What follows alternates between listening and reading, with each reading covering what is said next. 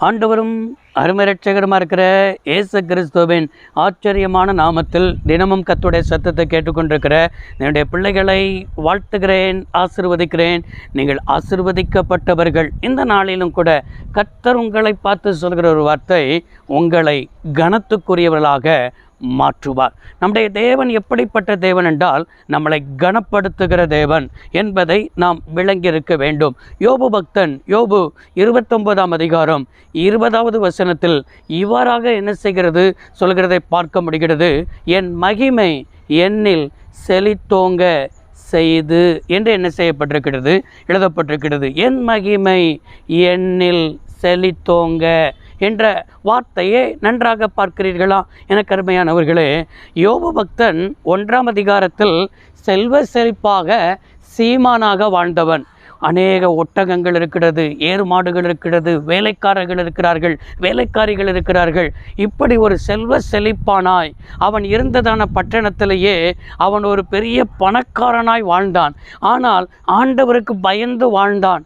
ஆண்டவரிடத்தில் சாட்சியை பெற்றுக்கொண்டு என்ன செய்தான், வாழ்ந்தான். என்றைக்கு யோபு மேலே பிசாசு கண் வைத்தானோ, கண் வைத்து ஆண்டவருடைய அனுமதியை பெற்றுக்கொண்டு யோபுடைய வாழ்க்கையை சோதிக்க என்ன செய்கிறான், வருகிறான். சாத்தான் சோதிப்பதற்கு ஆண்டவரே என்ன செய்தார், சாத்தான் கையில் யோபுவை விட்டு கொடுத்தார். 1ஆம் அதிகாரத்திலேயே அவனுடைய வாழ்க்கையில் இருந்த எல்லாவற்றையும், செல்வ செழிப்பை இழந்து போகிறான், ஆசையை இழந்து போகிறான், மதிப்பை இழந்து போகிறான், கனத்தை இழந்து போகிறான்.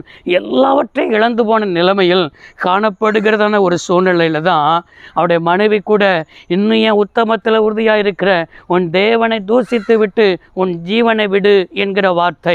அது மாத்திரமல்ல, சிறு பிள்ளைகள் கூட யோபு பக்தனை பரியாசம் பண்ணப்படுகிறதான நிலைமை, கனத்தை இழந்து போகிறான். இதே போலதான் உங்களுடைய வாழ்க்கையில் கூட நீங்கள் குடியிருக்கிறதான உங்கள் குடியிருப்பை சுற்றிலும் கூட உங்களை நிந்திக்கிறார்களா, உங்களை கனவீனப்படுத்துகிறார்களா? அது உங்களை வீட்டை சுற்றிலும் இருக்கலாம், இல்லைன்னா உங்கள் வீட்டுக்குள்ளேயே இருக்கலாம். உங்களுடைய திருமணமாகி உங்களுடைய கணவனாரால் நிந்திக்கப்படலாம், உங்களை அவமதிக்கலாம். இல்லை என்று சொன்னால் உடைய சொந்த பந்தங்கள் உங்களை அவமதிக்கலாம். உனக்கெல்லாம் ஒன்றும் தெரியாது, உனக்கெல்லாம் நீலாம் எதுக்கு உதவுவ என்று சொல்லி உங்களை வேதனைப்படுத்துகிற வார்த்தையை என்ன செய்யலாம், பேசலாம். அது பேச்சாக இருக்கலாம், இல்லைன்னா உங்களை நடத்துகிற விதமாக இருக்கலாம், உங்களுடைய சுற்றிலும் உங்களை மாத்திரம் ஒதுக்குகிற ஒரு சூழ்நிலையாக இருக்கலாம். ஏதோ ஒரு காரியத்தில் ஒரு ஒதுக்கப்பட்டதை போல, ஒரு கைவிடப்பட்டதை போல, ஒரு நிந்திக்கப்பட்டதை போல உங்களுடைய வாழ்க்கையுடைய விரக்தியில் வாழ்ந்து கொண்டிருக்கிறீர்களா? இன்னைக்கு யோபு பக்தனை போல சொல்வீர்களா, என் மகிமை என்னிலே செழித்தோங்க அப்படின்னா, உங்களுடைய வாழ்க்கையில் இன்றைக்கு அவருடைய மகிமையை கற்றுத் தருகிறார். அந்த மகிமை என்னன்னு தெரியுமா?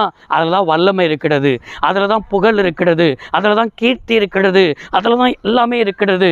யோபுடைய வாழ்க்கையில் இழந்து போன மகிமையெல்லாம் கத்த திரும்பி வரும்படி செய்து அவன் வாழ்க்கையை செழிப்பாக்கி இழந்து போன எல்லாவற்றையும் ரெட்டிப்பாய் தந்து அவனை ஆசீர்வதித்த தேவன் இன்றைக்கும் உங்களுடைய வாழ்க்கையில் எதை இழந்து போயிருக்கிறீங்களோ, எந்த காரியத்தை இழந்து நிற்கிறீர்களோ, இன்றைக்கு உங்களை கனத்துக்குரியவர்களாக என் தேவன் மாற்றுகிறார். கனவீனப்படுத்தப்பட்ட இடத்தில், நிந்திக்கப்பட்ட இடத்தில், அவமதிக்கப்பட்ட இடத்தில் உங்களை கனத்துக்குரியவர்களாக என் ஆண்டவர் மாற்ற இன்றைக்கு இந்த வார்த்தையை கொண்டு பேசுகிறார். எனவே யோபு 29:20 அறிக்கையிடுங்கள். இந்த வார்த்தையின்படியே நீங்கள் அறிக்கையிட்டு ஜெபம் பண்ணுங்கள். உங்களுக்குள்ள மகிமை திரும்பி வருகிறது. ஆண்டவர் சொன்ன ஒரு வார்த்தை, மகிமைப்படுத்தினேன் இன்னமும் மகிமைப்படுத்துவேன் என்று சொன்ன வார்த்தையின்படியே இந்த 2026 உங்களை கனத்துக்குரியவர்களாக, நீங்கள் எந்த இடத்துல போனாலும் உங்களை கனத்துக்குரியவர்களாக கர்த்தர் வைப்பார்.